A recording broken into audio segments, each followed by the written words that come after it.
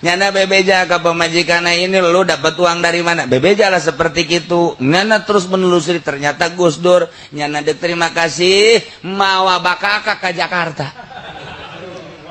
Atuh bakaka kerja terima kasih mangkaning make orang lembur, maka sendal jepit sebelah lain. Datanglah ke istana Lego. Pegawai istana tidak boleh tamu yang begini masuk istana, nggak boleh. Gus Dur masuk. Jak Gus Dur masuk, siapa bilang nggak boleh? Orang bawa bakakak sekian. Pancalan lu nggak bejan mau bakakak eta.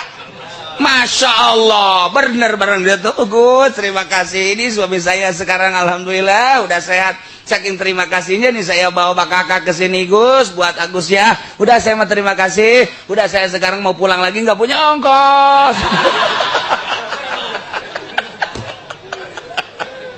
Dibere ku Gus Dur, balik Gus kan dihitung heteng biasa.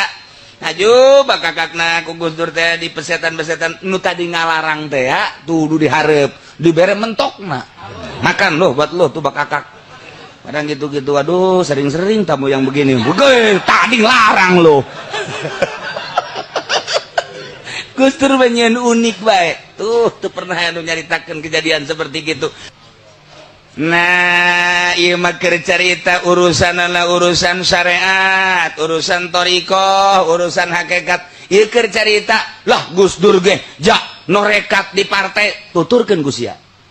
Kos kituna hayu ulah jadakeun ka Gus Dur sia bae heulana. Sia mah pugu kadal ge di emam. Kadal di emam kadal. Komo rek oros mah tuh. Ieu norekat kos kiamat.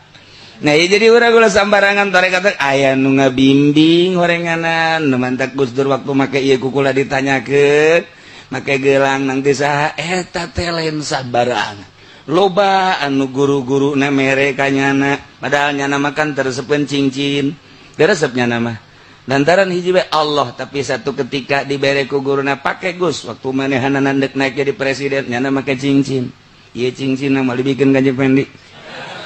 Hook mah cincin. Tuh pan cenah ul cenah rekat hook ulah loba omong.